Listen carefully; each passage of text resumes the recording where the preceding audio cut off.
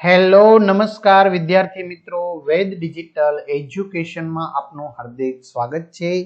આજે આપણે ધોરણ 3 વિષય ગણિત ગમ્મતમાં પાઠ નંબર 11 જગ અને મગ જેનું સરસ મજાનું સંપૂર્ણ સમજૂતી સાથે સોલ્યુશન જોવાના છીએ। તો ખાસ વિદ્યાર્થી મિત્રો ચેનલમાં નવા હોય તો ચેનલ સબસ્ક્રાઇબ કરો, બાજુમાં બેલ આઇકનને પ્રેસ કરો જેથી તમને અવનવા વિડીયોની માહિતી નોટિફિકેશન મળી શકે।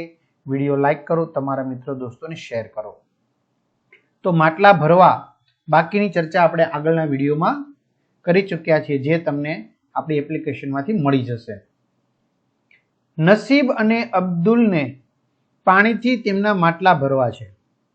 બંને માટલા સરખા મોટા અને સરખા ભારે છે, બરાબર। બંને માટલા સરખા છે, તેથી તેઓ વારંવાર નળ પાસે જાય છે, તેમની બોટલ ભરે છે અને પછી બોટલ ભરી અને માટલીઓમાં એ રેડે છે, જે તમે ચિત્રમાં જોઈ શકો છો।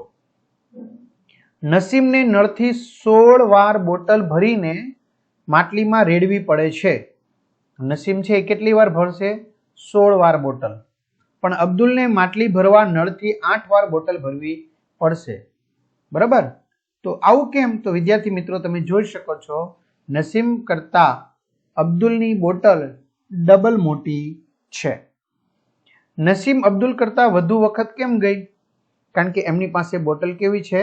નાની, બરાબર, નાના કદની છે એટલા માટે। ખ્યાલ આવે છે? ઓકે। તો નસીમની બોટલ અબ્દુલની બોટલ કરતા કદમાં નાની હતી, એટલે એમાં પાણી કેવું સમાય? ઓછું, એટલા માટે તે વધુ વખત ભરવી પડી। નસીમની બોટલમાં અબ્દુલની બોટલ કરતા કેટલું પાણી સમાય છે? અડધું। અને અબ્દુલની કહેતો તો બમણું, બરાબર। માની લો કે આમાં 1 લીટર પાણી સમાતું હોય તો 16 વખત જશે તો 16 લીટર થાય ને। તો આમાં કેટલા લીટર પાણી સમાતું હશે? 2। તો 8 દુને 8 વખત જાય, 8 દુને 16 લીટર થઈ ગયું। બે માટલા સરખા છે એમ। ચલો, કેટલા પ્યાલા? હવે અ ઘડો છે અને બ ઘડો છે, એમાં આ પ્યાલા નાખવાના છે। કઈ વાંધો નહીં, નાખીએ। ચલો, બ માટલામાં 11 પ્યાલા પાણી સમાય છે। ચલો, આમાં કેટલા સમાય છે? 11। અ માટલામાં બ માટલા કરતા બમણું પાણી સમાય છે, તો આમાં 11 સમાય છે, તો આમાં બમણું, તો આમાં કેટલા? 22 પ્યાલા પાણી જોશે। કેટલા પ્યાલા? 22 પ્યાલા। બમણું એટલે 11 ગુણ્યા 2, આ 2 વખત ભરવાનામાં, આ 2 વખત આમાં નાખવાના, તો એક વખતમાં 11, બીજી વખતમાં 11, એટલે કેટલા થઈ ગયા? 22 પ્યાલા। ચાલો, ત્યાર પછી ખાડા ભરવા। કોહીમા નજીક એક નાનું શહેર છે, ત્યાં રસ્તા પર ખાડા પડ્યા છે। વરસાદ આવે તે પહેલા બાળકો આ ખાડાને કાંકરાથી પૂરવા ઈચ્છે છે। વરસાદ આવે પહેલા કે ખાડા છે કાંકરાથી પૂરી દઈએ। તેઓ એક સરખા માપના મગમાં કાંકરા લાવે છે। આ મગમાં એક સરખા માપના। અ ખાડો 9 મગ કાંકરાથી ભરાય છે। અ ખાડો કેટલા મગ કાંકરાથી ભરાય છે? 9। બ ખાડો 18 મગ કાંકરાથી ભરાય છે। કેમ જો અ નામ નથી આપ્યું? ઓકે, કઈ વાંધો નહીં, આપણે આને આપી દઈએ। 9 મગ કાંકરાથી ખાડો ભરાય છે। બ છે એ 18 મગ કાંકરાથી ભરાય છે। ક છે એ 12